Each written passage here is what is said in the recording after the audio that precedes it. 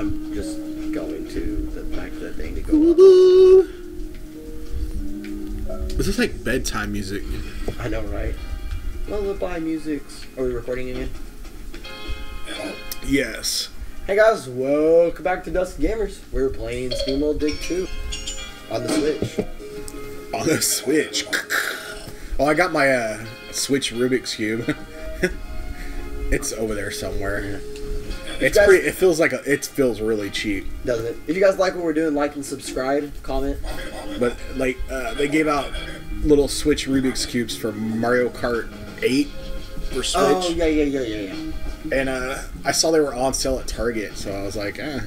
Did you order one or? Yeah, I ordered it and made them deliver it to the store for like $6.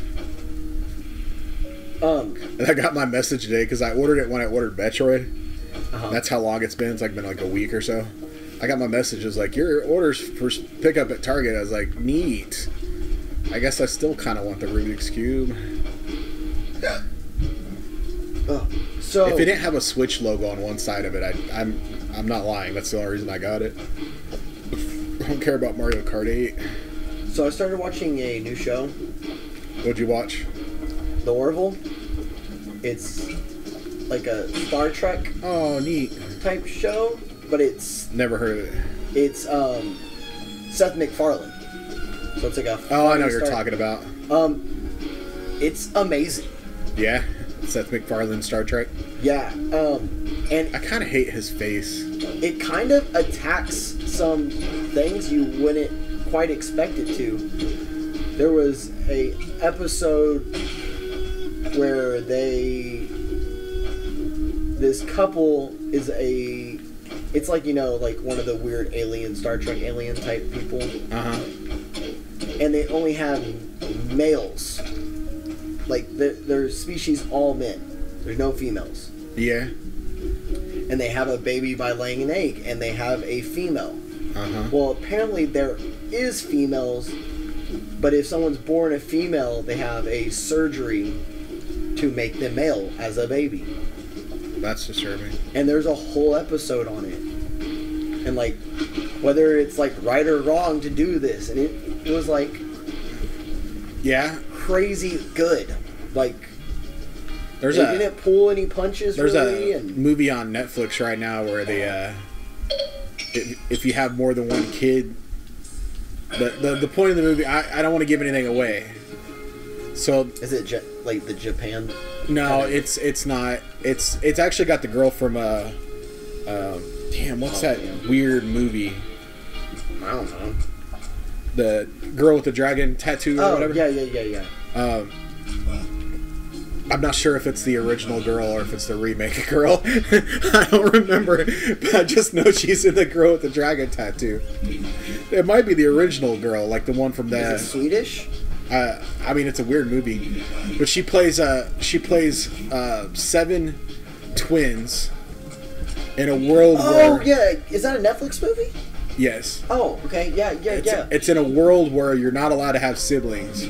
In this world, it's like you know, overpopulation or whatever. If you have siblings, they like have like checkpoints and stuff to make sure there's no people, like unauthorized people, siblings or whatever. They take your siblings from you and they cryo freeze them. Okay. So these 7. I was wondering how that kind of worked. It's called the name of the show is What Happened on Monday, by the way. Yeah. So she plays 7 siblings and they're named after each of the days of the week. That's the day they're allowed to go out. That's the day they're allowed to go out. I didn't know it was up yet. Yeah, it was actually really good. But I saw a trailer for it. Yeah, that is really good sci-fi. I didn't want to give anything away there, but like, it really, really is a satisfying ending. Smart all the way through. It's got action to it. I was really happy with it. But no, it's and the Orville is, and it's on Netflix, so you're not even fucking really paying for it, you know. So. Well, I mean, you're already paying for it. I mean, you are, but you're paying for it, but you're not really paying for it. And the Orville is super funny, and it's not like what's Orville on? Just whatever. Yeah, so I'll probably never see it. And it's not like, oh, he made a fart joke funny, which you would kind of expect. I hate his face, dude. Every time I see him, dude, he just looks like such an asshole. I don't know how you can hate his face, because he's just so, like, He just looks like such a douche. His face just feels so like... Every time I've seen him in interviews and stuff, it's such a... I don't know, something about him's like a turnoff. Because he just feels like one of those, like, yeah, he's a person, you know what I mean? Like... It's just like the South Park creators. Like, I hate looking at them, too. They just look like the type of people that would annoy the shit out of you. Well, I mean, they probably would, because they're, like, super artists. But, that's so fucking hilarious. Did you watch South Park at all? I am 2 episodes behind. But there's only 2 episodes for the new season. Yeah, exactly. It's Wednesday. All day today, during all the Super Bowl, or the Super Bowl, during the Trump knee protest stuff, I kept thinking of the stupid South Park episode where all they do is watch whether or not the kids are going to take a knee or not. Like, that's the whole thing. Like the entire point of them watching their high school kids play volleyball or whatever is the national anthem, and then they leave. Oh yeah, because the episode from last year. It's so funny. It's like I swear to God that episode's more relevant now than it was last year. Like, it was funny last year because of the Kaepernick thing, but I feel like Trump made that episode more relevant again. Because people are literally like, I want to know what's going to happen now that Trump said some shit. Gotta find out if they're going to take a knee. Well, I mean, the crazy part... Gotta find out if they're going to lock arms again. The crazy part, too, now is, like, some of, like, Trump's, like, very... Like, his allies in the NFL... Run, bitch! ...have turned against him. Yeah, that is pretty crazy. Like, I mean, Tom Brady and Bill Belichick were both very... almost outspoken Trump There's literally supporters. a guy who's like, I voted for him, but I think he owes people an apology. I was like, oh shit. Oh, you're going to have to move your ass. I like how it's still lit up the area even though I need water. It's like, no, you got to be able to see what you're doing. I mean, yeah, it went from, like... What's crazy is like, people who voted for him are, like, turning against him, right? Like, openly. And yet he still has, like, supporters who are just, like, spouting the same nonsense, man. The problem, like, too, the same, like, oh, these guys are spoiled. Like, you don't get it, man. The problem, too... It has nothing to do with them personally not getting ahead in life. It's not like, hey, I'm not rich enough because of oppression. It's, hey... The only way me and my family could get rich is by getting into professional fucking sports, man. And part of it, too, though, is...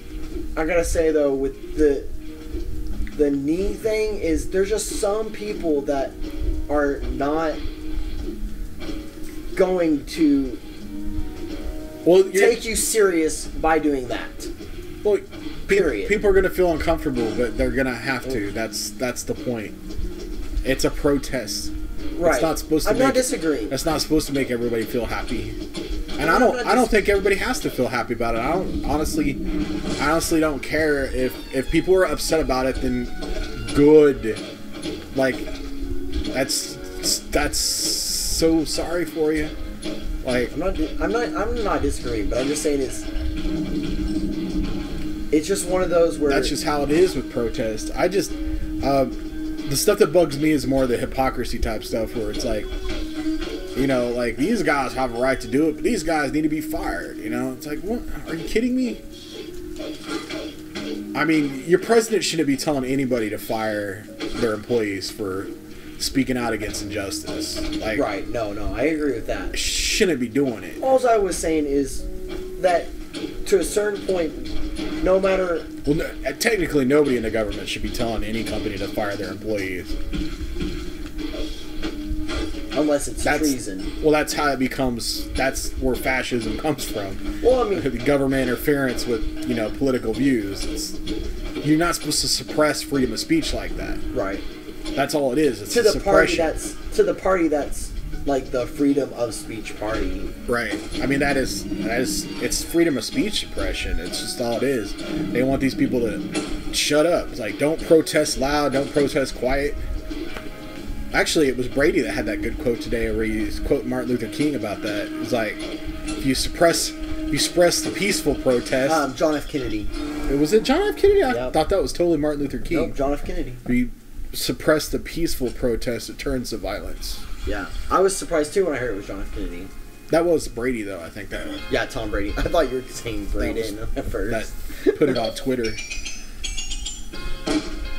Yeah. I was surprised with him. And I was surprised at how many Trump supporters. And he's an outspoken Trump supporter. I can't even really like call them ex-Trump supporters, just Trump supporters in general, because I don't really think they're saying they don't support him anymore. Just how many of them came out were like, dude, I mean, what the fuck? Well, I mean, he attacked his family, basically. Who, Brady's or? Well, the NFL's family. Oh, yeah. Because that's a family. Like, I mean, you're not a sports guy, but your teammates are. Been your hearing family. that a lot lately. No, I mean, like, you didn't play sports. Yeah. It's one of those things that's really hard to. Like, it still seems surprising because this Kaepernick stuff happened all last year, and it still didn't feel like, you know, the family was to support him on that much. Well, the NFL players were very saying that he should have a job and stuff. It was the owners that, and Franco said it best. It's not that the owners don't want him; it's that he's so much of a distraction at this point. Well, see that's where the John Oliver thing came in, where they're like, he's like, yeah, that's a distraction, but apparently we don't care about, you know, all these other terrible guys that are in the NFL that have jobs that are like, you know, the wife beaters and shit. Right, but the media's not attacking them for that. I mean, I'm not saying it's right. I'm saying that's how it is. But that's what that John Oliver thing was about. It's like, I mean, here's what's acceptable in the NFL today. But it's like, I agree, but the part of that is on the media itself too, because the media wants to make a circus out of Kaepernick, but they don't want to make a circus out of. Well, that's because they want to be politically decisive, because that's what they get all their ratings. Yeah. Especially like Fox News is so slanted now towards the the extreme that it's like, even if they kind of try to come back against Trump, they wouldn't have any viewers because they've dug themselves such a hole. It's like at this point they basically need that extreme Republican side, like the far right, in order to stay in business. Right. Like they can't swing back the other way. They'll shut them down. Right. They've dug themselves into that corner. So they have to kind of lean into it or go out of business. Not that I don't feel bad for Fox. I'm just saying. Well, I mean, they have to at this point stay that way. Because they've built themselves that. As much as I hate seeing this. Well, for one, Fox isn't going out of business just because Fox is huge. But what I'm saying though is if they piss off that base that they have now, right, they can't get they're not going to get people from the left to start watching them. No. Because they've pushed them so far out. Which I remember watching Fox News back in the day when it was a fairly okay news source. They have a. It's like the you know, people talk about the loud minority. Uh-huh. They have that minority of people locked in watching them hardcore. Right. If Exactly. they piss that small amount of people off, which is enough to keep them in business, they're not getting anybody else to view them. Right. Because they've burned all those bridges. Exactly. They're not diversifying their audience. I mean, maybe if they were able to get different personalities on, but they did go at Trump for a while, because the one of the major guys at Fox, in charge of Fox, doesn't like Trump and insulted him and went after him a few times, but their ratings hurt, so they've actually gone back and gone super deedy with him since. That actually the whole Megyn Kelly thing where man, she's trying too hard. Well, where she kind of went after him during the presidential debate. Yeah. That was like orchestrated to try to take him down, and it backfired on him. Well, it backfired because he won. Well, it backfired on him right away. Like, their ratings already started dropping. Oh, fair enough. Like, it hurt him. It hurt him immediately. I see what you're saying. So that's when that's actually when they pivoted back and started being less anti-Trump, because it was not working for him. Yeah, that makes sense. Yeah, Fox is in a corner now. All they can do is hope they get past the the Trump years, and whoever else comes along still keeps their audience entertained. Oh, god damn it. Is this one of those things where you have to keep trying until you get it right? You gotta go down one. Oh, no. What you need to do is shoot it and then jump up again. Yeah. Yeah, right. I noticed that whenever I saw the water to the right. I just like shooting everything.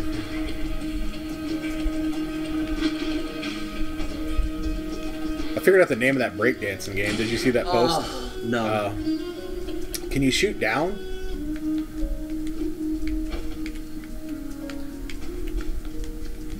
No? Yeah. I was just hitting the wrong button. Go in and out, and then see if you can shoot down from up there, so that you don't come all the way down and have to get back out. I knew there'd eventually be a puzzle. Like, can you stand on that? No? No, but I can probably do that. There you go. Woo! I knew there would eventually be a puzzle in this puzzle video game. But there's not a lot of puzzles. Well, we're done with this episode. Okay. Trump talk.